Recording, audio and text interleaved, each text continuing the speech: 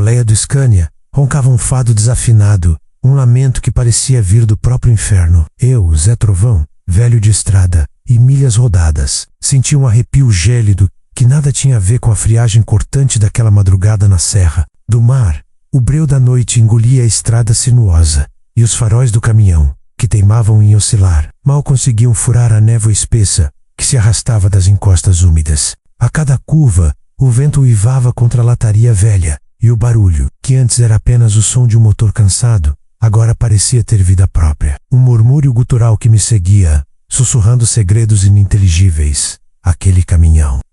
Aquele caminhão! Um modelo antigo, um Scania 113, caindo aos pedaços, com a pintura desbotada e a ferrugem comendo a lataria como um câncer implacável. Tinha me fisgado com um preço inacreditável, quase uma esmola, em um leilão de garagem no interior de São Paulo, o Zé do Caixão, como o apelidei na hora, pela aparência decrépita e pelo cheiro de mofo e mistério que emanava de suas entranhas. Parecia carregar mais do que ferrugem e histórias. Havia algo nele, uma presença sombria, que a cada curva apertava meu peito, um nó na garganta que me impedia de respirar fundo.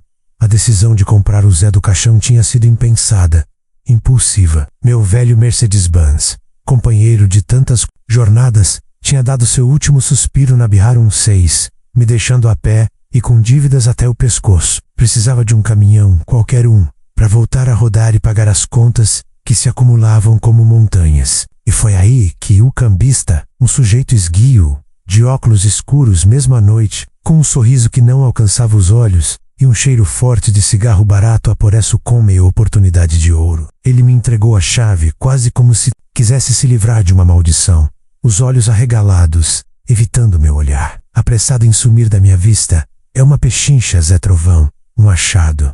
O antigo dono sumiu. Disse que ia pescar no Pantanal e nunca mais voltou. A família quis se livrar logo, ele murmurou. A voz rouca, quase um sibilo. Uma pontada de desconfiança me atingiu, mas a necessidade era maior que a prudência. Assinei os papéis sem ler direito.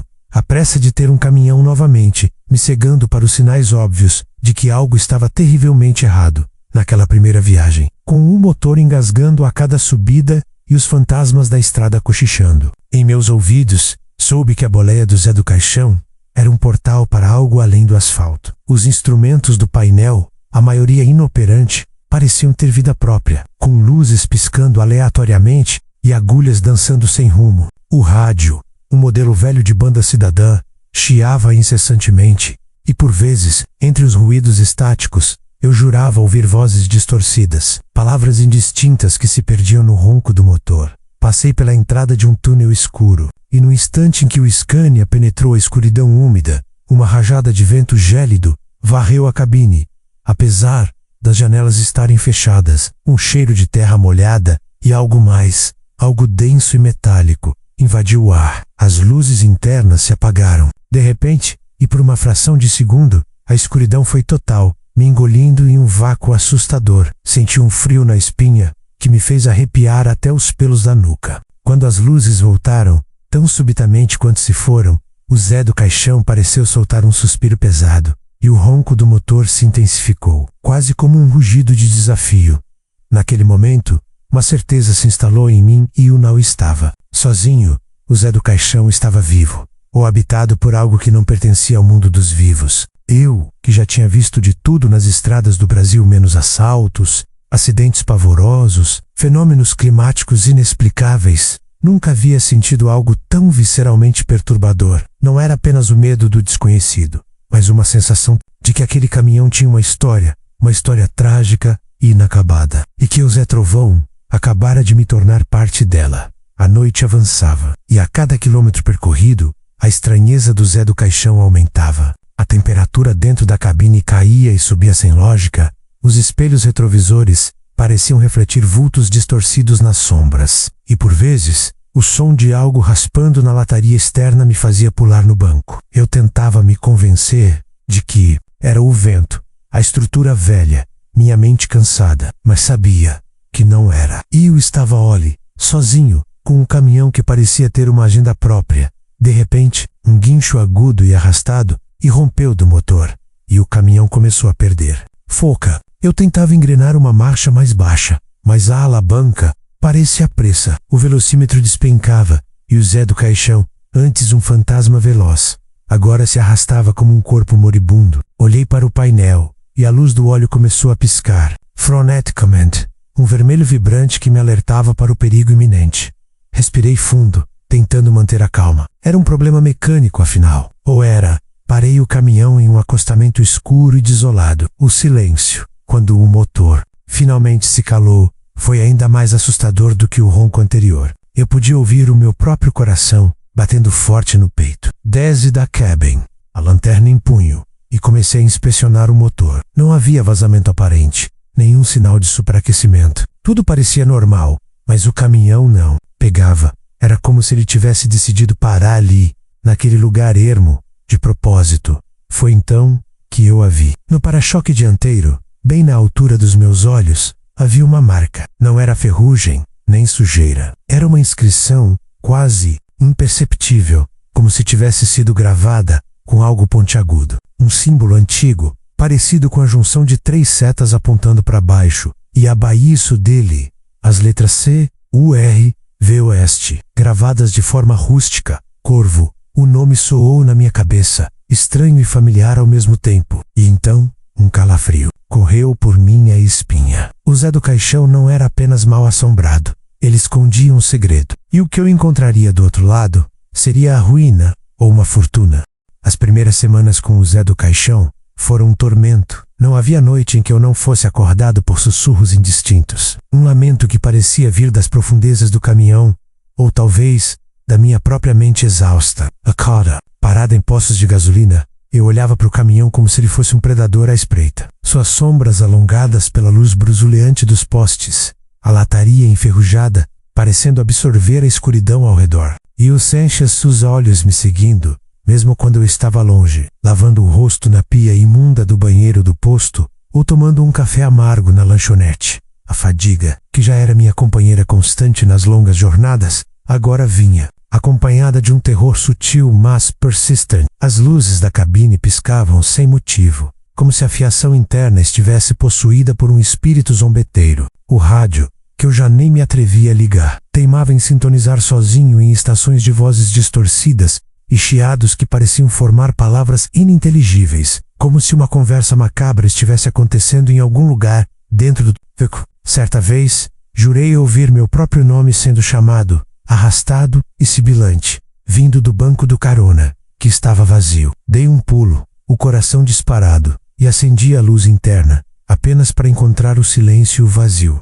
Meus colegas de estrada, que me conheciam há anos e estavam acostumados com minhas histórias mirabolantes, do causos e lobisomens do asfalto, contadas sempre com uma pitada de bom humor e umas boas risadas. Agora me olhavam com estranheza, as olheiras profundas sob meus olhos, o nervosismo que eu mal conseguia disfarçar, os tremores nas mãos quando segurava a caneca de café no balcão do restaurante de beira de estrada. Eles cochichavam, eu podia sentir os olhares, as perguntas não ditas. O Zé Trovão tá ficando louco. Eu ouvia em ecos distorcidos na minha cabeça.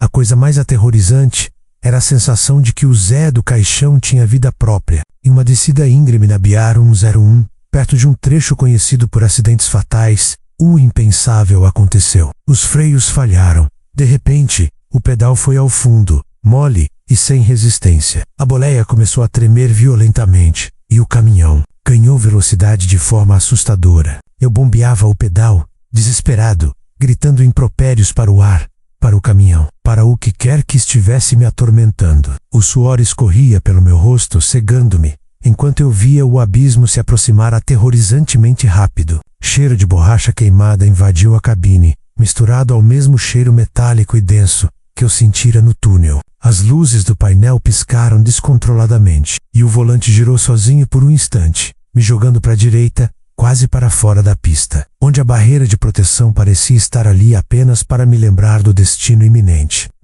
Mãos estavam calejadas, de tanto segurar o volante. Os braços doíam como nunca. Eu fechava os olhos esperando pelo impacto, pela escuridão final. Mas então, de repente, com um tranco violento que quase me jogou do banco, os freios responderam. O Zé do Caixão guinchou, soltou fumaça pelos pneus, mas parou. Parou a poucos centímetros do guarda-corpo, na beirada do precipício.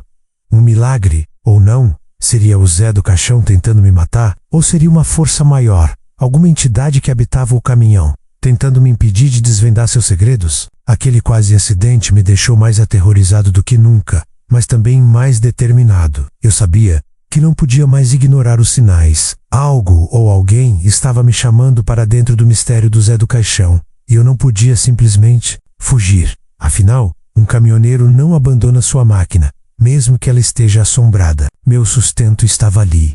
E agora, talvez, algo muito maior. A cada quilômetro que eu rodava, a sensação de ser observado aumentava. Não era apenas dentro da cabine. Quando eu parava para abastecer, sentia olhares de soslaio vindos de dentro do caminhão. Uma vez, enquanto esperava na fila do caixa, virei-me rapidamente e jurei ter visto a cortina da boleia se mover, como se alguém estivesse espiando. Chamei o frentista para verificar se havia alguém lá dentro, mas ele me olhou como se eu fosse um louco e disse que o caminhão estava vazio. A luz do dia não conseguia afastar as sombras que o Zé do Caixão parecia carregar consigo. Em outra ocasião, enquanto descarregava uma carga de grãos em uma cooperativa no interior do Paraná, ouvi um rangido metálico vindo da parte traseira do baú. Pensei que fosse o vento balançando as portas, mas o som era insistente, quase ritmado, como se algo estivesse se movendo lá dentro. Fui verificar. Com o coração apertado, abri as portas do baú, mas não havia nada fora do lugar. Apenas o vazio úmido e o cheiro característico de grãos. No entanto, enquanto eu fechava as portas, uma das fechaduras, que eu tinha certeza de ter trancado, estava destravada. Um arrepio correu pela minha espinha. Era como se o caminhão estivesse me desafiando, me mostrando que eu não estava no controle. A ausência de respostas para os fenômenos me corroía por dentro. Eu tentava racionalizar, mas era inútil. O Zé do Caixão não era apenas um veículo velho.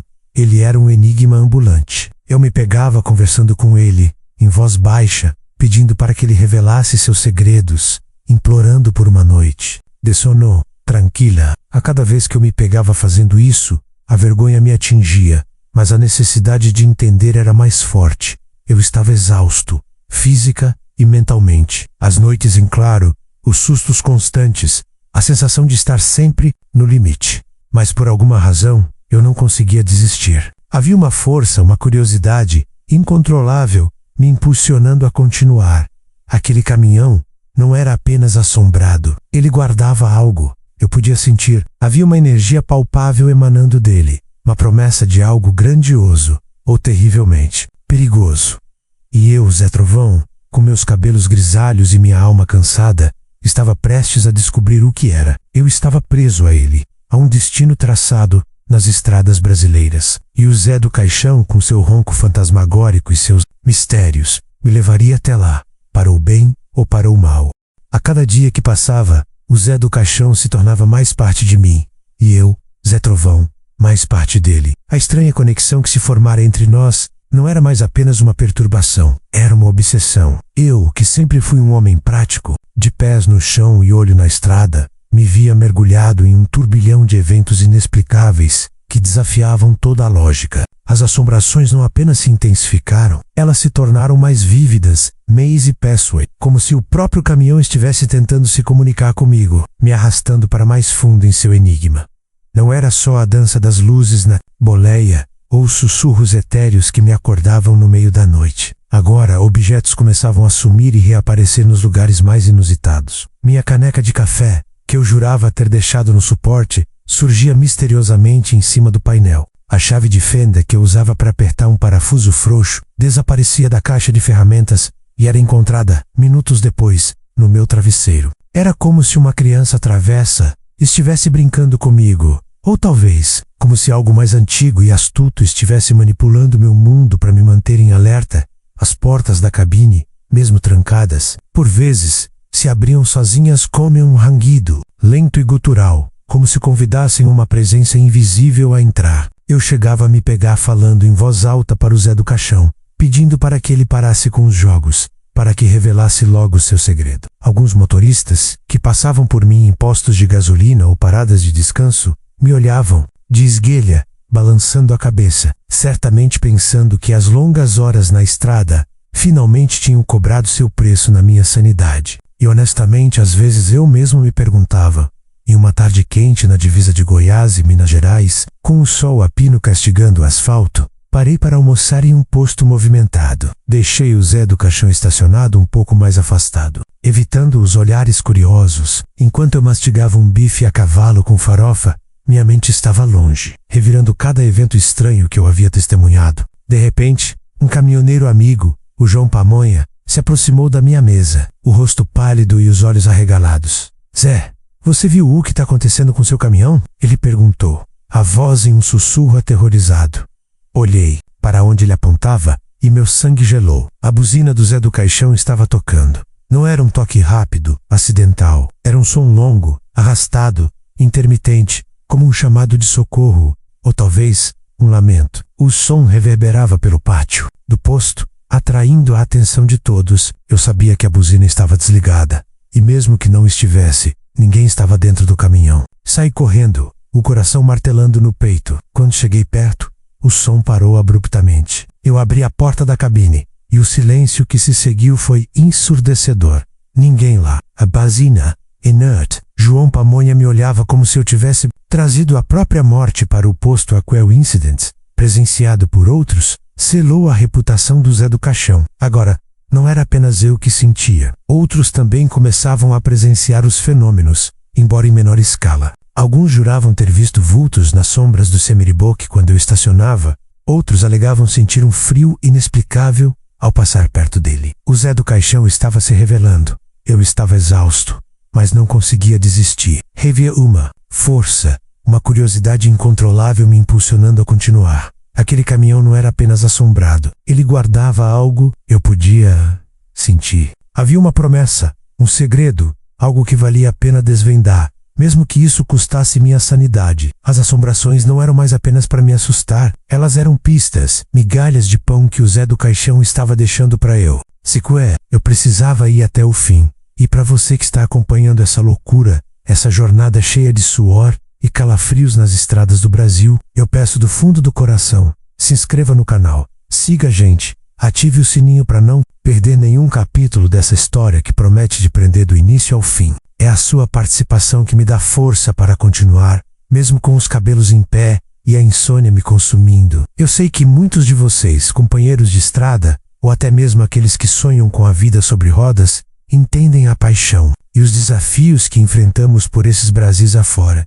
E claro, muito obrigado por estar conosco nessa aventura. A sua companhia, mesmo que virtual, me ajuda a encarar os fantasmas do Zé do Caixão. É muito importante para a gente saber de onde você nos assiste e qual o seu nome. Deixa aí nos comentários, vou adorar saber. Seja um amigo de cabine virtual. Compartilhe essa história com seus amigos, com a galera do posto, com quem ama uma boa lenda de estrada. Quem sabe suas próprias experiências não se cruzem com as minhas. A cada dia, a cada quilômetro percorrido, a pressão aumentava. Eu sentia que estava me aproximando de algo grande, algo que poderia mudar minha vida para sempre, para o bem, ou o para o mal. O Zé do Caixão me levava por estradas que eu jamais esperava percorrer. E não falo apenas das rodovias. Minha mente e minha alma estavam em uma rota desconhecida. Eu me pegava observando cada detalhe do caminhão, procurando por algo, uma fresta, um parafuso solto, qualquer coisa que pudesse me dar uma pista sobre o que o tornava tão especial, tão vivo. A inscrição CURVO no para-choque não saía da minha cabeça. Tentei pesquisar em fóruns de caminhoneiros antigos, em grupos de lendas urbanas de estrada, mas nada. Ninguém parecia conhecer um caminhoneiro com aquele apelido, muito menos um que tivesse sumido misteriosamente. O silêncio sobre ele era ensurdecedor, como se a própria estrada tivesse conspirado para apagar sua existência. Isso só aumentava meu pressentimento de que o Corvo e o Zé do Caixão estavam interligados de uma forma que eu ainda não podia compreender. E que o segredo que o caminhão guardava tinha a ver com ele. Eu dormia pouco, sonhava com estradas, infinitas e vultos que me seguiam. A boleia, que antes era meu santuário, agora era meu purgatório particular. Mas no fundo, uma voz teimava em me dizer para continuar, que a recompensa se eu sobrevivesse a essa provação seria maior Rodu que eu poderia imaginar. O Zé do Caixão não era apenas um caminhão velho e assombrado. Ele era um mapa, e eu, Zé Trovão, era o seu explorador, mergulhando de cabeça no desconhecido, nas profundezas de um mistério que me chamava com a força de um imã. Eu estava no limite, mas não quebraria, não antes de desvendar a verdade. Por trás do ronco do além e da oferta irrecusável que mudou minha vida para sempre. A pista veio de um sonho vívido, ou talvez uma visão. Não era como os pesadelos nebulosos que vinham me atormentando com vultos e sussurros. Esta era diferente. Eu me via na boleia do Zé do Caixão, mas ele não estava decrépito, enferrujado. Ele brilhava sob um sol intenso, a pintura reluzente como se tivesse acabado de sair da fábrica. Era o Zé do Caixão em seu auge, um Scania potente e imponente. E então, uma mão misteriosa, com anel de caveira, se estendia para um ponto específico, sob o assoalho da cabine, bem ali, no lado do passageiro. A mão batia no chão, e o som oco ecoava em minha mente. Acordei suando frio, o coração martelando, mas com uma certeza inabalável. O diário não era a única coisa que o Zé do Caixão escondia. Aquele dia amanheceu sob um céu cinzento, em algum lugar do interior do Mato Grosso do Sul. E a urgência de desvendar o quebra-cabeça me dominou. Eu mal conseguia pensar em outra coisa. Mal tomei café. Ignorei o posto de gasolina e as conversas matinais com outros caminhoneiros. Minha mente estava focada na visão, na sensação do som oco. Tinha que ser real. Dirigi por mais algumas horas, até encontrar um trecho de estrada, isolado, com pouca movimentação, longe de olhos curiosos. Estacionei o Zé do Caixão, de forma que ninguém pudesse ver o que eu faria. A ansiedade era palpável, um nó no estômago. Munido de um pé de cabra e uma lanterna, rastejei para dentro da cabine. O ar ali dentro parecia mais denso, quase elétrico. Comecei a bater no assoalho, exatamente no canto direito, sob o banco do carona, como a visão havia indicado. O som, a princípio, era oco, mas nada muito diferente do resto do assoalho de madeira velha. Continuei batendo, com mais força, com mais determinação, quase como se eu tivesse em um transe. Vamos, Zé, me mostre seu segredo, eu murmurava, para o caminhão. E então, em um ponto específico, um som diferente. Não apenas oco, mas com uma ressonância metálica sutil, quase imperceptível para quem não estivesse procurando com a mesma obsessão que eu. Meu coração acelerou. Era ali. O suor escorria pela minha testa e pelos braços, enquanto eu me esforçava para levantar as tábuas de madeira. Elas estavam presas com parafusos enferrujados, quase soldados pelo tempo e pela umidade. Caramba, era um desafio. Cada rangido da madeira parecia um protesto do próprio caminhão. Ou talvez, um gemido de antecipação. Horas de trabalho árduo se passaram. Minhas mãos estavam sujas de graxa e pó, com bolhas dolorosas começando a se formar. O sol subiu no céu, e o calor dentro da cabine se tornou insuportável. Eu ofegava, mas não podia parar. Os mosquitos me atormentavam, mas eu mal notava. A cada pedaço de madeira que eu conseguia arrancar, a expectativa crescia. O cheiro de mofo e terra úmida se intensificava, misturado com um odor metálico persistente. Finalmente, com um estalo alto que me fez pular, a última tábua se soltou. O que havia abaixo não era uma cavidade vazia, nem um ninho de ratos como eu temia. Era uma caixa de metal, não um baú de tesouro brilhante como nos filmes, mas uma caixa de metal antiga, retangular, com cerca de 1 metro de comprimento, e meio de largura, completamente enferrujada, quase irreconhecível sob a camada de sujeira e oxidação. Estava escondida com maestria, embutida em um compartimento forrado que parecia ter sido projetado especificamente para ela, selado e disfarçado por décadas. A maneira como estava escondida sugeria que o que estava ali dentro era de extrema importância, e que quem o escondeu não queria que fosse encontrado por qualquer um. A adrenalina corria em minhas veias, um formigamento que me percorria dos pés à cabeça. Esqueci a dor nas mãos, o cansaço, o calor, a voz do cambista, a pressa em se livrar do caminhão, a história esquisita do dono que sumiu. Tudo fazia sentido agora. Aquela caixa era o motivo. Eu estava tão absorto que mal percebi a presença. Um calafrio me percorreu. Não o frio sobrenatural de antes, mas um frio real, de perigo iminente. Levantei a cabeça e olhei para o espelho retrovisor. Por um instante, jurei ver um vulto passar rapidamente pela janela traseira da boleia. Era um reflexo? Ou alguém estava me observando? Engoli, em seco, o coração batendo descompassado. O medo era real, tangível. Agarrei o pé de cabral pronto para me defender. Me forcei a olhar ao redor, verificando se havia alguém. Nada. Apenas o silêncio da estrada, o zumbido dos insetos e o ronco do motor do Zé do Caixão, que parecia ter ligado sozinho em um murmúrio baixo e constante, quase como um alerta. Era como se o caminhão estivesse me avisando, ou talvez me incentivando a prosseguir. A caixa era pesada, difícil de mover. E o me esforce, puxando-a para fora do compartimento, o metal rangendo em protesto. Quando finalmente a coloquei no chão da cabine, limpei a sujeira com a manga da camisa. Não havia cadeado. A tampa, embora emperrada pela ferrugem, parecia apenas encaixada. Minhas mãos tremiam quando tentei abri-la. Forcei. Usei o pé de cabra, com cuidado para não danificar o conteúdo. Com um rangido metálico, que pareceu ecoar por toda a cabine, a tampa finalmente se soltou. Dentro, não havia o brilho dourado que eu, em um canto da minha mente, esperava. Não havia joias reluzentes ou pilhas de notas novas. O que havia, porém, era algo que me gelou a espinha de uma forma diferente, mesa e profunda. Era um diário antigo, de capa de couro puída, amarelado pelo tempo e com as bordas desfiadas, embrulhado em um pano de seda escuro e desbotado. Ao lado dele, um maço de notas de dinheiro estrangeiro, antigas, amareladas, e com alguns carimbos que eu não reconhecia. Eram dólares, francos suíços, libras esterlinas, tudo misturado, em denominações que pareciam pertencer a outra. Era o dinheiro, embora antigo, parecia real, e me deu um vislumbre do que poderia estar por vir. Um sinal de que a fortuna poderia ser real, mas as anotações no diário eram o que realmente me intrigavam. Com as mãos ainda trêmulas, peguei o diário. O cheiro de papel velho e mofo invadiu minhas narinas. As primeiras páginas eram preenchidas com uma caligrafia elegante, mas ilegível para mim. Era uma série de símbolos, números e letras que não faziam sentido algum. Linhas e linhas de mistério. Era como se o tempo tivesse parado ali dentro, guardando os segredos de um passado distante.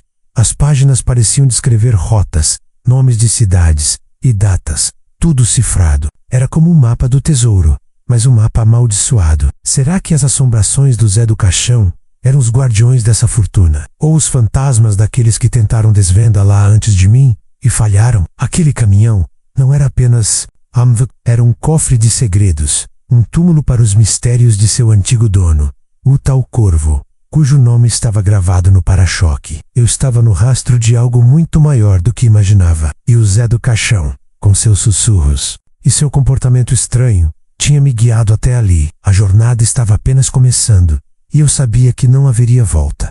Com as mãos trêmulas e o coração ainda martelando no peito pela descoberta inesperada, segurei o diário antigo. O couro puído sob meus dedos era um testamento de sua idade, e o cheiro de mofo e papel velho era quase inebriante como o perfume de um segredo guardado por tempo demais. A luz fraca que entrava pelas janelas do Zé do Caixão, combinada com a lâmpada de bateria que eu usava, mal conseguia iluminar as páginas amareladas. A caligrafia, como eu havia notado ao relancear, era elegante, mas incompreensível. Não eram letras do nosso alfabeto que eu estava acostumando a ver. Eram símbolos estranhos, uma mistura de ideogramas, números e caracteres que pareciam pertencer a um código particular, uma linguagem secreta criada para ser impenetrável. Tentei decifrar algumas palavras, ou pelo menos reconhecer padrões, mas era como olhar para hieróglifos egípcios sem ter a chave de Rosetta. Minha cabeça começou a doer com o esforço, e a frustração crescia a cada linha que eu lia sem entender. Ao lado do diário, o maço de notas de dinheiro estrangeiro me chamava a atenção. Dólares, americanos, francos suíços, libras, esterlinas, tudo misturado, em denominações que pareciam pertencer a outra era, algumas com carimbos que eu nunca tinha visto. Embora antigas, as notas eram autênticas, e seu volume indicava uma quantia considerável. Não era a fortuna inteira, é claro, mas era um sinal, uma promessa. O valor ali, por si só, já era mais do que eu havia visto em anos de estrada. Mas o que significava? Por que estava escondido daquela forma? E por que em um caminhão que parecia querer me enlouquecer? As páginas do diário pareciam descrever rotas, nomes de cidades e datas. Eu podia ver alguns nomes de locais familiares, como Serra da Mantiqueira ou Pantanal, mas estavam inseridos em um contexto de símbolos incompreensíveis. Era como um mapa do tesouro, sim, mas um mapa amaldiçoado. As linhas eram curtas, concisas, quase telegráficas, como se o autor estivesse com pressa ou com medo de ser descoberto. Havia também desenhos rudimentares, um corvo estilizado em várias páginas, uma bússola e o que parecia ser a silhueta de um caminhão. O Zé do Caixão, é claro. Uma sensação de que eu estava tocando em algo perigoso me envolveu. Odai não falava de maldições, não explicitamente, mas a maneira como o Zé do Caixão tinha se comportado. As assombrações, o sumiço do antigo dono, tudo isso apontava para um lado sombrio da história. Seriam as assombrações do Zé do Caixão, os guardiões dessa fortuna, alertando para o perigo de se aproximar dela, ou seriam os fantasmas daqueles que tentaram desvendá-la antes de mim e falharam, talvez até perdendo suas vidas no processo? Lembrei-me do cambista, o sujeito esguio com um sorriso que não alcançava os olhos. Ele havia se desfeito do caminhão, com uma pressa inexplicável, quase como se estivesse com medo. Será que ele sabia do diário? Ou pior, será que ele era parte de um esquema maior? E o Zé do Caixão, com seu segredo, era apenas uma peça no jogo? A imagem do vulto que eu jurara ter visto na janela traseira do caminhão voltou à minha mente. Eu não estava sozinho nessa busca. Alguém mais sabia ou suspeitava. Com o diário e o maço de dinheiro em mãos, desci do caminhão. A solidão do local, antes um alívio, agora parecia ameaçadora. A luz do sol começava a se pôr, pintando o céu com tons de laranja e roxo, mas eu só conseguia sentir a escuridão se aproximando.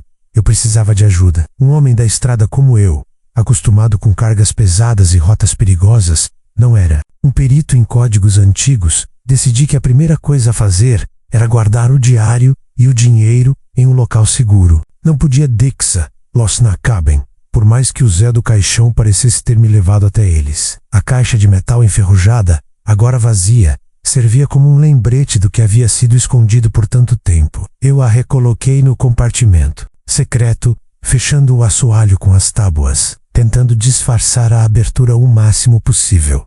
Peguei o diário e o maço de notas, embrulhei-os em uma velha camiseta limpa e os escondi no fundo da minha mala, debaixo de roupas sujas. Não era o lugar mais seguro do mundo, mas era o melhor que eu podia fazer no momento. A partir de agora, o Zé do Caixão seria vigiado de perto, não só por mim, mas talvez por outros, que por algum motivo queriam o que estava dentro dele. Minha mente corria, tentando conectar os pontos. O desaparecimento do corvo, o cambista misterioso, as assombrações do caminhão, agora o diário cifrado e o dinheiro antigo. Tudo parecia estar interligado. E o Zé do Caixão, com seu comportamento estranho, não parecia querer me ver longe dessa trama. Era como se ele estivesse me guiando, me empurrando para frente, para o desvendamento de um mistério que transcendia o tempo e o espaço. A noite caiu, e com ela, os sons peculiares do Zé do Caixão voltaram. O rangido das molas ossando algo, raspando na lataria, os sussurros indistintos que pareciam vir de todos os cantos da boleia. Mas de alguma forma, agora eles não me assustavam tanto. Eu tinha uma missão. O medo deu lugar a uma determinação férrea. Eu desvendaria aquele diário. Eu descobriria a história do corvo e do Zé do Caixão. E eu encontraria a fortuna que eles pareciam guardar. Eu sabia que a jornada seria perigosa. O que quer que estivesse escondido naquelas páginas, o que quer que o corvo tenha descoberto ou feito, certamente não era algo trivial. Fortunas não são escondidas sem um bom motivo, e os motivos por trás delas geralmente são sombrios. Fortunas desse porte atraem olhares gananciosos, e eu, Zé Trovão, acabara de colocar meus próprios olhos sobre ela, no meu rádio amador. Tentei novamente de forma velada perguntar sobre o corvo. Usei termos genéricos, como lendas de caminhoneiros ou histórias de sumiço. As respostas eram sempre evasivas ou inexistentes. Ninguém parecia querer falar sobre o corvo. Era como se o nome tivesse sido amaldiçoado, apagado da memória coletiva da estrada. O silêncio era uma pista em si. O corvo era um segredo. E agora, eu estava no meio dele. A noite no Zé do Caixão foi diferente. Embora os sons e as sensações de presença continuassem, eu estava mais focado no diário. Pensei em quem poderia me ajudar. Um linguista? Um historiador? Um criptógrafo? Eu era apenas um caminhoneiro, com um caminhão velho e uma fortuna assombrada. Mas a estrada, eu sabia, às vezes nos coloca em contato com pessoas inusitadas, com conhecimentos que jamais... E eu precisaria de toda a ajuda que pudesse conseguir, a partir daquele momento. Cada parada, cada conversa, cada pessoa que eu encontrasse na estrada, seria uma oportunidade. O Zé do Caixão me deu a chave, o ponto de partida. Agora, era minha vez de seguir o rastro, por mais sombrio e perigoso que fosse. Um mistério havia se aprofundado, e eu estava pronto para mergulhar de cabeça. As noites se tornaram dias, e os dias, noites. Minha mente estava consumida pela decifração do diário. Aquele código misterioso que antes parecia um beco sem saída, agora era o centro do meu universo. Eu mal conseguia me concentrar nas entregas do Zé do Caixão, com seus sussurros e rangidos habituais. Parecia ter se tornado um cúmplice silencioso em minha busca, sua presença menos ameaçadora e mais como a de um guardião. Eu, Zé Trovão, sentia que estava em uma corrida contra o tempo. Embora não soubesse exatamente contra quem ou o que, a primeira parada estratégica foi uma pequena cidade no Vale do Paraíba, um lugar onde a vida parecia seguir em um ritmo diferente. Não fui a livrarias ou bibliotecas, meu instinto me guiou a um velho sebo, um lugar empoeirado e abarrotado de livros antigos, com cheiro de papel velho e café. O dono, um senhor de cabelos brancos e óculos na ponta do nariz, chamado Professor Eliseu, era uma figura curiosa. Ele passava as tardes lendo e escrevendo, cercado por pilhas de volumes que pareciam desafiar a gravidade. Eu o conhecia de outras viagens, um sujeito reservado, mas sempre disposto a compartilhar seu vasto conhecimento sobre história e literatura, aproximando-me com cautela. Eu lhe mostrei algumas páginas do diário, sem revelar sua origem, que eram anotações de um parente distante, um excêntrico que gostava de criar seus próprios códigos. Ele pegou o diário com as mãos enrugadas, seus olhos por trás das lentes grossas, faiscando com curiosidade. Por horas, ele se debruçou sobre as páginas, sua testa franzida em concentração. Eu o observava, ansioso, enquanto Zé do Caixão esperava lá fora, sob o olhar desconfiado dos transeuntes. Interessante, muito interessante, Zé Trovão, ele murmurou, mais para si mesmo do que para mim. Isto não é um código simples. Parece uma combinação de um cifrador de substituição e um de transposição, com elementos de criptografia militar antiga. E esses símbolos remetem a antigas sociedades secretas, ou talvez a grupos marginalizados que precisavam se comunicar. Tifômetes, meu coração disparou.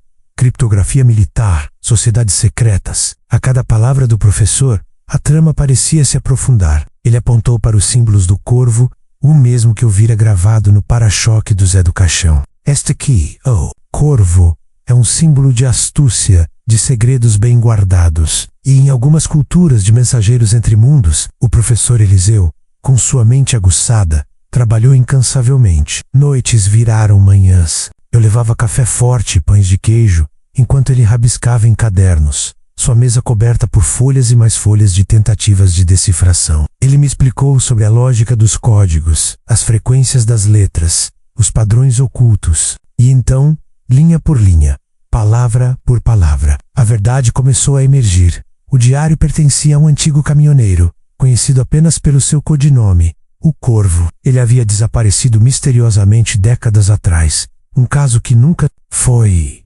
resolvido. A cada linha decifrada, o peso daquela descoberta aumentava. O Corvo não era apenas um caminhoneiro. Ele era parte de uma intrincada rede de contrabando de itens valiosos, desde pedras preciosas até obras de arte roubadas. As anotações revelavam encontros secretos, entregas noturnas e rotas perigosas por todo o Brasil, todas ligadas aos locais por onde o Zé do Caixão costumava passar. Ele era meticuloso, Zé Trovão, disse o professor, os olhos brilhando com a emoção da descoberta. Registrava tudo, datas, quantidades, nomes de cúmplices e de quem recebia a mercadoria.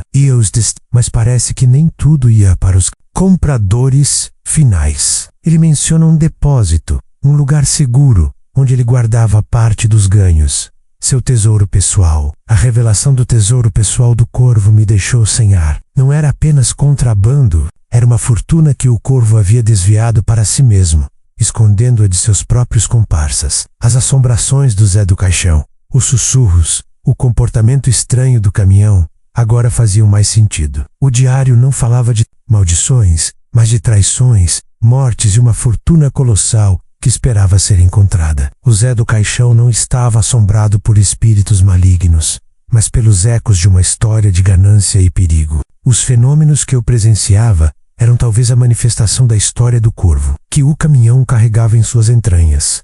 As últimas páginas do diário eram as mais inquietantes. O corvo parecia ter descoberto que seus próprios comparsas estavam planejando traí-lo. Ele registrava um plano de fuga, Dulce e Iskander, e as últimas entradas eram cheias de uma sensação de urgência e medo. Eli mencionava um último esconderijo, um local final onde ele guardaria o grosso da fortuna antes de desaparecer para sempre. Se este diário for encontrado, uma das últimas entradas dizia, já em uma linguagem menos codificada, quase um desabafo desesperado, significa que falhei, que a ganância deles me alcançou, que quem o encontrar, que tenha a astúcia de um corvo para sobreviver e a coragem de um leão para enfrentar o que virá, pois a fortuna não vem sem um preço, e os demônios que ela atrai são mais reais do que qualquer fantasma.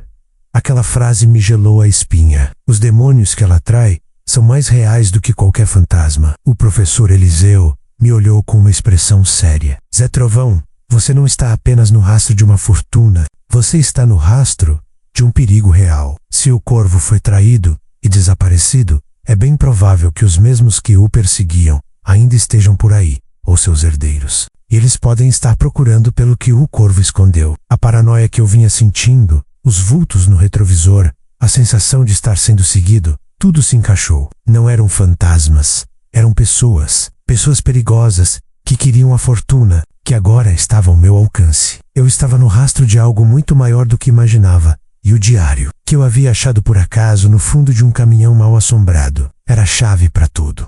Agradeci ao professor Eliseu Mil Salvador na arte da criptografia, com um aperto de mão firme e um maço de notas do dinheiro antigo que eu havia encontrado. Ele aceitou relutante, com a promessa de que ele me avisaria se qualquer coisa, qualquer pista sobre o corvo ou seu diário, surgisse em suas pesquisas. Ele era um homem íntegro, e eu confiava nele. De volta ao Zé do Caixão, agora o caminhão parecia mais um aliado do que um tormento. Os sussurros não eram mais assustadores, pareciam guias. O ronco do motor, antes um lamento fúnebre, agora soava como um cântico de guerra. Eu tinha um mapa, um roteiro. As anotações do diário me levavam por uma série de cidades e pontos específicos nas estradas do Brasil. Cada local era uma peça do quebra-cabeça, uma etapa na jornada até o tesouro. Eu sabia que a fortuna era real, mas também sabia que o perigo que a cercava era ainda mais real. O Zé do Caixão, com seus segredos e seu passado sombrio, havia me escolhido para desvendar sua trama, e eu estava pronto para enfrentar os demônios reais que a fortuna de O Corvo certamente atrairia. A caçada havia começado. O Diário do Corvo era mais do que um livro velho, era um mapa-mundi de perigos e promessas, com as estradas brasileiras como suas veias. Cada pista era um destino, cada anotação cifrada, uma parada em meu novo e arriscado itinerário. E Zé Trovão sentia uma adrenalina diferente agora. Não era o medo paralisante dos primeiros dias, mas a excitação de um caçador, a intuição aguçada de quem sabe estar no caminho certo, mesmo que esse caminho fosse pavimentado com sombras e mistérios. A primeira coordenada decifrada pelo professor Eliseu me levou a uma pequena cidade no interior do Espírito Santo, encravada entre montanhas e com ruas estreitas que mal permitiam a passagem do Zé do Caixão. O diário apontava para um antigo armazém de café, abandonado e quase engolido pela vegetação. Aquele era o primeiro ponto de um dos muitos depósitos secundários do Corvo.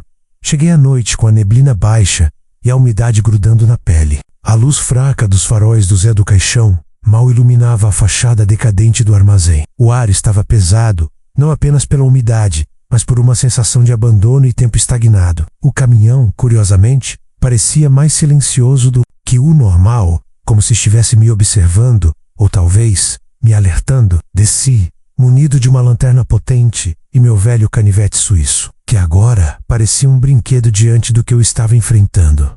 O cadeado enferrujado na porta principal cedeu com um empurrão. Lá dentro, o cheiro de café velho e poeira era quase sufocante. Teias de aranha cobriam tudo, e a luz da lanterna dançava sobre pilhas de sacos vazios e máquinas enferrujadas. Segui as instruções do diário, que, uma vez decifradas, eram incrivelmente precisas. Sob a quinta pilha de sacos, à esquerda do velho moedor, 1,5 metros de profundidade. Horas de escavação manual, o suor escorrendo pelos meus olhos, a terra grudando em minhas roupas. Meus músculos gritavam em protesto, mas a ânsia de encontrar algo me impulsionava. E então, o som inconfundível. Minha pá bateu em algo sólido e metálico. Não era o baú principal, mas uma caixa menor, de ferro fundido, pesada e coberta de terra.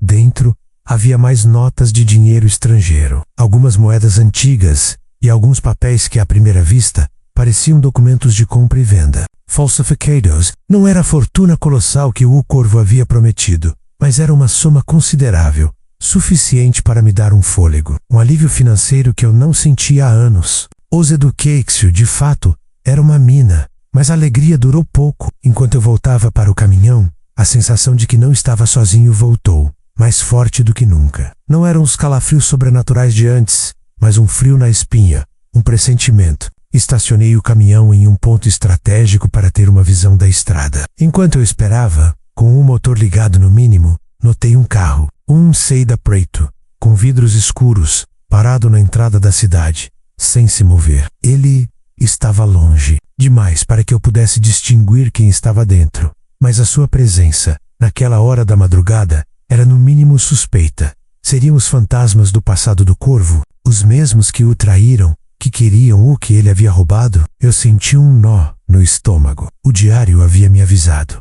Os demônios que ela atrai são mais reais do que qualquer fantasma. E agora, eles estavam se materializando. As próximas paradas foram em cidades como Ribeirão Preto, interior de São Paulo, e Londrina, no Paraná. Em cada uma, encontrei mais depósitos secundários, caixas menores com mais dinheiro, joias modestas e documentos que gradualmente começaram a pintar um quadro mais completo da rede do Corvo. Ele não era apenas um contrabandista, era um estrategista, um homem que planejava cada passo, que desviava parte dos lucros para si, construindo sua própria fortuna, alheio aos seus comparsas. A cada caixa que eu desenterrava, a cada maço de dinheiro que eu colocava no meu compartimento, secreto dentro do Zé do Caixão, agora meu banco pessoal. A sensação de estar sendo seguido se intensificava. O sedã preto aparecia e desaparecia. Por vezes, era um furgão branco. Eles não se aproximavam, apenas observavam de longe, como predadores à espreita. Eu mudava minhas rotas, dirigia por estradas secundárias, passava horas em postos de gasolina movimentados, misturando-me aos outros caminhoneiros, mas eles sempre me encontravam. Era como se tivesse um rastreador no Zé do Caixão.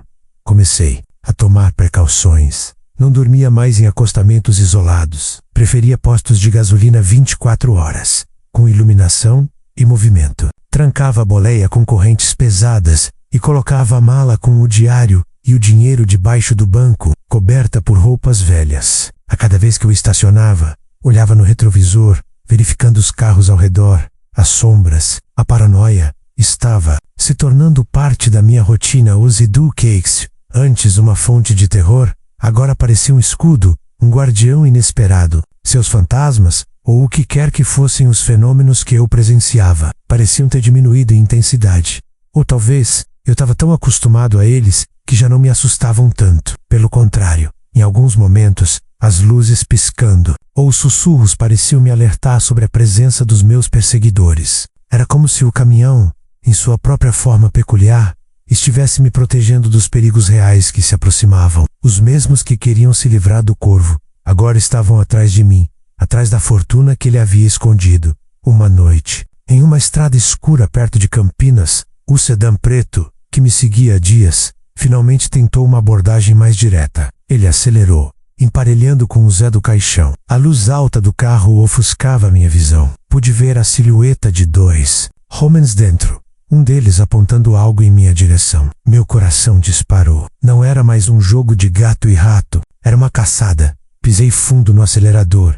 O motor do Zé do Caixão, para minha surpresa, respondeu com um rugido potente, que eu não sabia que ele ainda era capaz. A fumaça escura que saía do escapamento do caminhão envolveu o sedã, forçando-o a diminuir a velocidade. O Zé do Caixão parecia estar lutando ao meu lado. Em uma curva fechada, joguei o caminhão para a direita, quase o jogando para fora da pista. O sedã, pego de surpresa, teve que frear bruscamente para não colidir. Ganhei alguns metros de vantagem. Eu dirigia como um louco, ignorando a fadiga e o medo, impulsionado pela necessidade de sobreviver e de proteger o segredo do Zé do Caixão. A cada quilômetro, eu pensava no professor Eliseu, nas suas palavras sobre os demônios reais. E eles eram muito reais. Eu estava no meio de uma guerra que não era minha, mas que o Zé do Caixão havia me arrastado para dentro. E agora, eu tinha que lutar para sair dela. O rastro da fortuna estava me levando a um confronto inevitável. E eu sabia que, em breve, a sorte do velho Zé Trovão seria posta à prova como nunca antes. A viagem se transformou em uma perseguição implacável. Eu, Zé Trovão, sentia o hálito da morte no meu cangote a cada curva da estrada. O sedã preto, ou seus equivalentes disfarçados de furgões e picapes, era uma sombra constante nos meus retrovisores. Eles não desistiam. A ganância pela fortuna do Corvo os impulsionava, e eu era o único obstáculo entre eles e o tesouro. A cada dia, o diário me levava mais fundo no rastro do Corvo, e a cada descoberta, a tensão aumentava. Estava na BR 381, a famosa Fernão Dias, entre Minas Gerais e Bahia.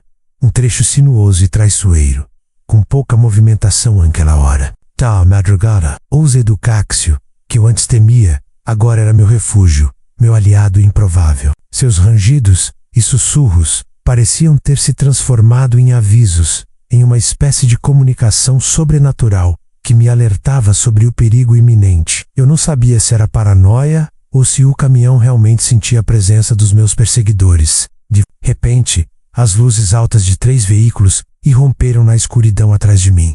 Não era mais apenas o sedã preto, eram 2 carros e uma caminhonete. Fechando-me, a comunicação pelo rádio estourou com chiados e vozes distorcidas, mas uma palavra se destacava, repetida como um eco macabro: Corvo. Eles sabiam que eu estava no rastro do tesouro do Corvo, ou que eu o tinha. Meu coração martelava no peito. Sai da frente, velho. Passa a carga, ou é bala? Uma voz gritou no rádio, distorcida pelo ruído, mas inconfundível em sua ameaça. Não havia carga valiosa ali. Apenas algumas caixas de peças automotivas. O que eles queriam era o que estava escondido no assoalho do Zé do Caixão. Pisei fundo no acelerador, tentando ganhar velocidade. Mas o Zé do Caixão, apesar de seus lampejos de potência, não era uma máquina de corrida. A caminhonete emparelhou pelo meu lado direito e um dos homens, usando uma máscara de balaclava, apontou uma arma para a cabine. O som agudo de um pneu estourando reverberou no ar. Bang! O Zé do Caixão guinchou, jogando a boleia para a direita. Eu mal consegui segurar. Oh, volante! O pneu dianteiro direito havia sido alvejado. O cheiro de borracha queimada invadiu a cabine, misturado ao cheiro metálico e denso que eu já associava ao perigo. Minutos depois, mais um tiro. Bang! Outro pneu, agora o traseiro esquerdo. O caminhão balançava perigosamente, a direção pesada, quase incontrolável. Eu estava em uma descida íngreme, e o Zé do Caixão começava a desgovernar. Luzes do painel piscavam descontroladamente. O rádio soltava guinchos ensurdecedores. Pensei que era meu fim, que a lenda do Zé Trovão terminaria ali, esmagada contra um barranco, com o segredo do Corvo indo para o túmulo comigo. Eu tentava manobrar, mas o caminhão estava à mercê de seus pneus furados. Os carros inimigos me cercavam, tentando me prensar contra o guarda-corpo. Vi o abismo à minha direita, uma escuridão sem fim. Fechei os olhos por um segundo, aceitando o inevitável. Mas, no momento mais desesperador, quando a esperança parecia ter me abandonado, um ronco familiar ecoou. Não era o lamento do Zé do Caixão, mas um som poderoso, grave, de um motor bem cuidado, que se aproximava rapidamente. Era o som inconfundível de um Scania R440. E eu conhecia aquele som. Era a velha Maria, uma caminhoneira veterana, conhecida por sua coragem, sua destreza ao volante e seu Scania vermelho vivo, apelidado carinhosamente de Fúria Vermelha. Ela e seu parceiro, um ex-policial rodoviário aposentado, o Bigode, eram lendas na estrada. Maria sempre dizia que a Irmandade da Estrada era a maior lei e que nenhum caminhoneiro deixava outro para trás. Não importava o perigo. O Fúria Vermelha surgiu do nada, vindo como um raio bazinando alto, o som estrondoso abafando os tiros e os chiados do rádio. Maria jogou seu caminhão entre o Zé do Caixão e o carro que me apertava pela direita, abrindo caminho com uma manobra ousada e precisa que só anos de estrada podiam ensinar. O carro inimigo guinchou os pneus, sendo forçado a frear bruscamente, para não colidir com o Scania de Maria. Segura a bronca, Zé Trovão. Chegou a cavalaria. A voz de Maria soou no rádio, clara e forte. apesar da interferência. Bigode, que estava no banco do carona, apontava uma escopeta para fora da janela, disparando para o alto, não para atingir, mas para intimidar. O som dos tiros de escopeta era diferente do calibre dos inimigos, mais potente, mais assustador. Bandidos, pegos de surpresa pela intervenção inesperada, hesitaram. Aquele não era um assalto comum. Aqueles que me perseguiam queriam o tesouro do corvo, e a aparição de Maria e Bigode desequilibrou a equação. Eles recuaram por um instante, e Maria aproveitou a brecha. Ela manobrou o Fúria Vermelha, colocando-o na frente do Zé do Caixão, como um escudo, e começou a diminuir a velocidade, forçando os carros inimigos a se afastarem. Siga, Zé! Conheço um atalho por aqui.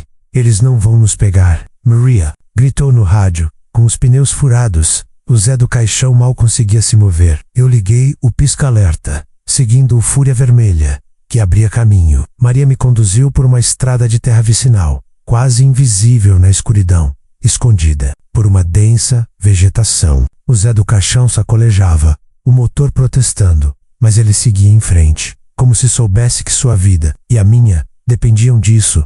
Os carros inimigos tentaram nos seguir pela estrada de terra, mas a Fúria Vermelha de Maria começou a atracou. E potências superiores criavam uma nuvem de poeira tão densa que eles não conseguiam enxergar. Bigode, com sua experiência de patrulheiro, lançava pregos e objetos cortantes atrás de nós, garantindo que os perseguidores tivessem problemas ainda maiores. Eles me salvaram. Maria e Bigode, leais à Irmandade da Estrada, apareceram no momento exato, como anjos guardiões do asfalto. Eles não sabiam do diário ou da fortuna, mas a lealdade das estradas falou mais alto. E a aparição deles, naquele momento, me fez questionar se os próprios espíritos do Zé do Caixão não teriam orquestrado aquele socorro. Um grito de alerta para seus irmãos da estrada, quando finalmente chegamos a um posto de gasolina. Mais movimentado, já nos arredores de Belo Horizonte, o Zé do Caixão estava um trapo, mas inteiro. Maria e Bigode, com suas faces cansadas mas satisfeitas, desceram do caminhão. Que foi aquilo, Zé? Parece que você está com problemas. Mais graves do que pneus furados? Maria perguntou, com um olhar perspicaz. Eu não podia contar toda a verdade ali no meio do posto, mas eu sabia que precisava confiar neles, mais do que nunca. A fortuna do corvo era grande demais para ser guardada por um único homem, e os demônios reais que ela atraía eram perigosos demais para serem enfrentados sozinho. Zé do Caixão havia me levado até ali, e agora havia me apresentado a quem poderia me ajudar a chegar ao fim da jornada. A caçada estava prestes a esquentar de verdade. As estradas do Brasil pareciam encolher à medida que eu, Zé Trovão, me aproximava do destino final indicado no Diário do Corvo. O professor meu farol na escuridão da criptografia, havia decifrado as últimas coordenadas, com um brilho nos olhos que mesclava excitação e preocupação. Elas apontavam para um vilarejo esquecido no interior do Mato Grosso, tão remoto que nem mesmo alguns mapas mais antigos o registravam. Um lugar onde o tempo parecia ter parado, engolido pela imensidão verde do cerrado. Maria e Bigode estavam comigo, a bordo do meu agora remendado Zé do Caixão. Depois da emboscada na Fernão Dias e da intervenção heróica deles, não tive escolha a não ser lhes contar parte da verdade. Não revelei todos os detalhes do diário, nem a dimensão exata da fortuna, mas apontei para a existência de um tesouro escondido e o perigo iminente. A lealdade da estrada, que já os havia movido a me salvar, foi a ponte para a confiança. Eles, com sua experiência e coragem, se tornaram meus aliados indispensáveis, os únicos em quem eu podia realmente confiar nessa jornada insana. O Zé do Caixão, por sua vez, parecia mais leve, como se seu fardo tivesse sido finalmente revelado, ou como se estivesse me guiando para um desfecho. As assombrações diminuíram, mas a presença do caminhão antes perturbadora agora era quase um conforto, uma testemunha silenciosa do meu destino. Seu ronco, antes um lamento, agora soava como um tambor de guerra me impulsionando para a frente. Chegamos ao vilarejo sob um sol escaldante, a poeira vermelha levantando a cada rodada dos pneus. A paisagem era desolada, algumas casas de barro e madeira, uma igrejinha e um armazém velho. As poucas pessoas que vimos nos olhavam com desconfiança, acostumadas ao isolamento. O diário indicava uma velha fazenda abandonada a alguns quilômetros do centro do vilarejo, marcada por um símbolo gravado que o professor havia identificado, um corvo com as asas abertas, desenhado em um muro de pedras que indicava a entrada. Quando o Zé do Caixão parou diante do portão caído da fazenda, um calafrio percorreu minha espinha. O lugar era desabitado, com estruturas em ruínas e a vegetação crescendo livremente, engolindo o que restava das construções. O celeiro, a estrutura mais intacta, parecia ser o ponto final da minha busca. No entanto, uma sensação de que não estávamos sozinhos pairava no ar. A intuição de estrada, afinada por anos de perigos, me dizia que algo estava errado. Fiquem de olho, pessoal. Eu sussurrei para Maria e Bigode. Este lugar cheira a problema. Entramos no celeiro em ruínas. O ar lá dentro era abafado e denso, com um cheiro de feno velho e madeira apodrecida. A luz que entrava pelas frestas do telhado iluminava feixes de poeira suspensa. O chão estava coberto por uma grossa camada de feno seco e o cheiro era forte. O diário apontava para sob a pilha de feno no centro do celeiro, próximo ao bebedouro antigo. Começamos a mover o feno, o trabalho árduo levantando uma nuvem sufocante. Maria e Bigode, com sua força e experiência, me ajudavam. A cada forçada, um pedaço do mistério se revelava. E então, o som. Não o som da pá na terra, mas o som de madeira oca. Abaixo do feno, encontramos um compartimento oculto, um alçapão, bem disfarçado, que parecia ter sido feito para se misturar ao assoalho do celeiro.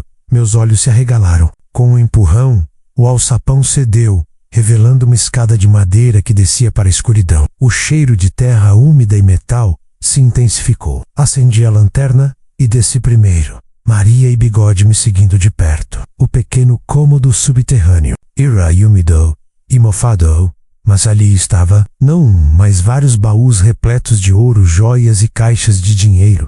A cena era surreal. Barras de ouro empilhadas, joias de todos os tipos brilhavam fracamente à luz da lanterna, e pilhas de notas de dinheiro, muitas delas intactas, e um volume que desafiava a imaginação. Era uma fortuna que ultrapassava todos os meus sonhos mais selvagos. Uma riqueza que poderia mudar não apenas a minha vida, mas a de gerações. O silêncio na sala era quebrado apenas pelo som da nossa respiração ofegante. Meu Deus, é trovão. Maria Sachuru, os olhos arregalados, o choque visível em seu rosto. Bigode, geralmente inabalável, estava igualmente boquiaberto, mas a alegria durou pouco. Assim que meus olhos registraram a magnitude da riqueza, um som me fez gelar a espinha. O rangido da porta do celeiro se abrindo acima de nós. Não era o vento.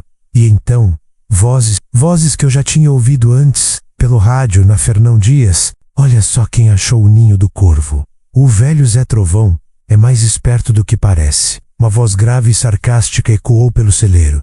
Levantamos as cabeças rapidamente. Na entrada do celeiro, as silhuetas de 6 homens armados se destacavam contra a luz do sol. E no centro deles, um rosto que me era familiar, um sorriso que não alcançava os olhos. O cambista, o mesmo sujeito esguio que me vendeu o Zé do Caixão. Aquele que havia se livrado do caminhão mal assombrado, agora queria a fortuna de volta. Ele segurava uma pistola cromada, e seus olhos, por trás dos óculos escuros, brilhavam com uma ganância insana. Achou que podia ficar com tudo, velhote. O corvo sempre foi escorregadio, mas deixou o rastro. E eu sabia que alguém acabaria encontrando.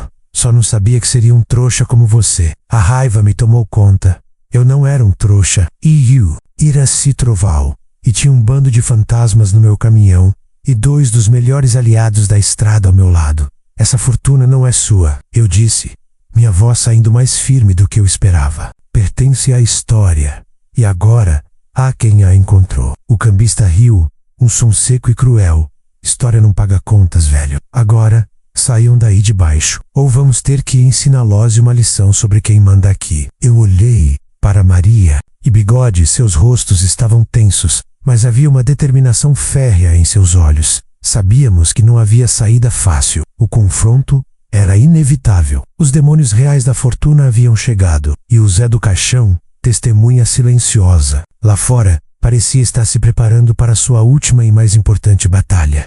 O ar no celeiro tornou-se denso, carregado com a tensão precombate e o cheiro de suor e pólvora que parecia já flutuar no ambiente. Eu, Zé Trovão, estava de pé na pequena câmara subterrânea, os baús de fortuna do corvo atrás de mim, meu corpo cansado, mas minha mente afiada como nunca. À minha frente, Maria e Bigode, meus aliados inesperados, se posicionavam, prontos para a batalha que se anunciava. Acima de nós, na entrada do celeiro, os 6 homens armados, liderados pelo cambista, se solidificavam em silhuetas ameaçadoras contra a luz do sol poente. Última chance. Velho, rosnou o cambista, a voz pingando veneno.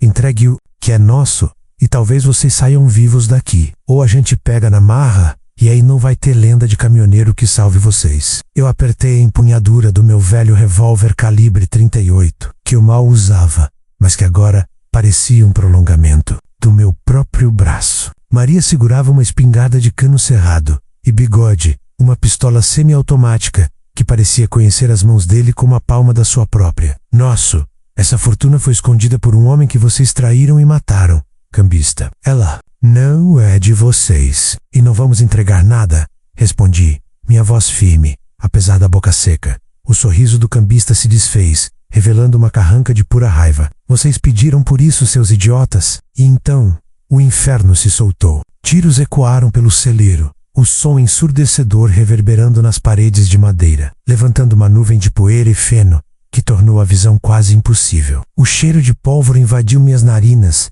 misturado ao cheiro metálico da morte, que eu já conhecia. Eu me joguei para o lado, rolando para trás de uma pilha de sacos de grãos, enquanto Maria e Bigode abriam fogo, respondendo aos tiros dos agressores. A estratégia deles era simples: prender-nos na câmara subterrânea, enquanto eles atiravam de cima, como um caçador atira em presas encurraladas. Mas eles subestimaram a experiência de estrada e a coragem de um trio que tinha mais a perder do que a própria vida. Maria, com sua agilidade surpreendente para uma mulher de sua idade, disparava com precisão, a espingarda rugindo a cada tiro, forçando os bandidos a recuarem e a se abrigarem. Bigode, com sua mira de policial, mirava nas pernas e braços, não para matar, mas para incapacitar, para ganhar tempo.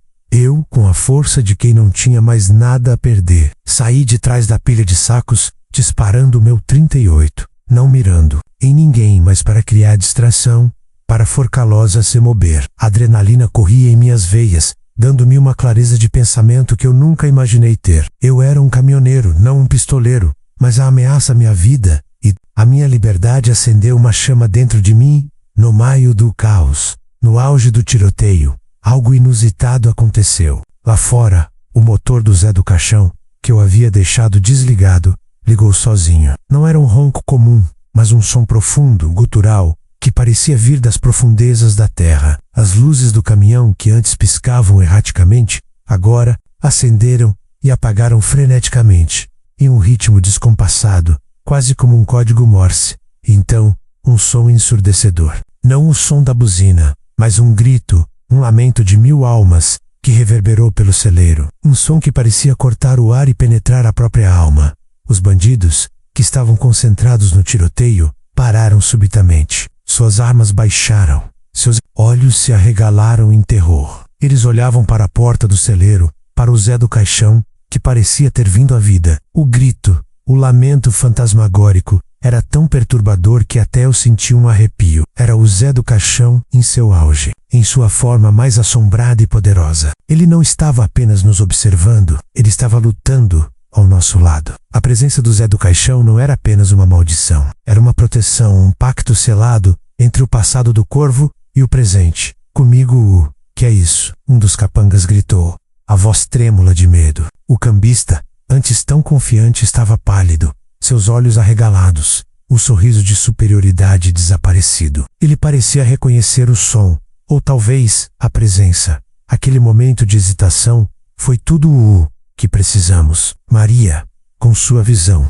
aguçada, percebeu a oportunidade. Agora, Zé, agora, Bigode, ela gritou. Nós saímos da câmara subterrânea, não mais nos defendendo, mas contra-atacando. Bigode, com sua experiência tática, usou a confusão dos bandidos a nosso favor. Ele se moveu rapidamente, desarmando um deles com um golpe preciso. Maria avançou sobre outro, usando a coronha da espingarda, e eu, movido por uma fúria repentina, lancei-me contra o cambista. Ele tentou atirar, mas meu movimento foi mais rápido. O 38 disparou, a bala ricocheteando no chão, perto dos pés dele. O cambista cambaleou para trás, os olhos fixos em mim. uma mistura de medo e ódio em seu rosto. Ele era o elo que ligava o passado e o presente, o responsável por me empurrar para essa loucura. Eu o agarrei pelo colarinho, sua pistola caindo no chão. Isso acaba aqui, cambista, eu disse, minha voz rouca, mas cheia de uma autoridade que eu não sabia que possuía. Enquanto a luta se desenrolava, o Zé do Queixo continuava a emitir seu lamento fantasmagórico, as luzes piscando, o motor roncando. Era como se ele estivesse participando do confronto, um aliado sobrenatural, garantindo que a justiça fosse feita. Os bandidos, apavorados pela manifestação do caminhão, estavam mais preocupados em fugir do que em lutar. A lenda do Zé do Caixão estava se tornando realidade ali, diante de seus olhos. De repente, o som de sirenes de polícia ecoou no ar, se aproximando rapidamente. Essa altura, o barulho do tiroteio e o guincho do Zé do Caixão já tinham alertado o vilarejo, e alguém, provavelmente o professor Eliseu, que eu havia alertado sobre os perigos, havia acionado as autoridades. Os bandidos, percebendo que estavam encurralados, tentaram fugir, mas Maria e Bigode, com suas táticas de cerco, os impediram. O cambista, desesperado, tentou correr, mas o Zé do Caixão, em um movimento surpreendente, engasgou, e a boleia soltou uma rajada de fumaça preta diretamente no rosto dele, fazendo-o tossir e tropeçar, caindo de joelhos. Quando a polícia invadiu o celeiro, os bandidos estavam rendidos. Alguns feridos, mas todos apavorados, não pela arma em si, mas pelo que o Zé do Caixão havia feito. O caminhão, naquele momento, se aquietou. Suas luzes pararam de piscar. O motor voltou ao seu ronco normal, como se sua missão estivesse cumprida. Os policiais, acostumados com crimes, olhavam para o Zé do Caixão com curiosidade e desconfiança. As histórias sobre o caminhão mal assombrado já deviam ter chegado aos ouvidos deles. Mas ali, a verdade estava evidente. Os baús de ouro e joias, as caixas de dinheiro, o cambista algemado, tudo falava por si. Eu olhei para o Zé do Caixão. Ele me guiou, me assustou, me protegeu e finalmente me levou à fortuna. Aquele caminhão, que eu comprei por uma pechincha, era mais do que um veículo. Era um portal para um passado sombrio e para um futuro inimaginável. O pacto havia sido selado. O sol da manhã mato-grossense rompeu sobre o celeiro, iluminando a cena que selava o fim de uma era e o início de outra. Os baús, antes escondidos na escuridão úmida, agora brilhavam com um fulgor dourado, a riqueza do corvo finalmente exposta. Alas, a polícia, com seus uniformes impecáveis e viaturas reluzentes, finalizava a perícia, enquanto o cambista e seus comparsas, com os rostos abatidos, eram algemados e levados. A figura que antes me aterrorizava, com seu sorriso dissimulado, agora era apenas um homem derrotado, sua ganância finalmente desmascarada. Eu, Zé Trovão, senti um misto de alívio, exaustão e uma euforia contida. Maria e Bigode, ao meu lado, compartilhavam do mesmo sentimento. A tensão que nos acompanhou por semanas, o medo constante, tudo se dissipava com a brisa da manhã, mas a memória dos sustos, dos sussurros e da adrenalina da batalha final ficaria gravada em nós para sempre. A fortuna foi declarada e a papelada, que parecia nunca ter fim, começou. Advogados, promotores, agentes da Receita Federal, uma legião de pessoas que eu jamais imaginei encontrar em meu caminho. Explicar a história do caminhão mal-assombrado e do diário cifrado foi um desafio, mas os fatos, as provas, os testemunhos de Maria e Bigode e a própria presença do Zé do Caixão, com sua história peculiar, eram irrefutáveis. Uma parte significativa da fortuna foi entregue à justiça. O que, eu sabia, era o certo a fazer, mas o resto, uma quantia absurda, que mudaria a vida de qualquer um, era minha por direito. O fruto de uma busca que começou com um susto e terminou em um tesouro. A lenda do Zé do Caixão se espalhou pelas estradas do Brasil como um rastilho, de pólvora de boca em boca, de rádio em rádio, não mais como um caminhão assombrado que trazia má sorte, mas como um guardião de segredos, um caçador de fortunas, um veículo com uma alma própria que protegia seu novo dono.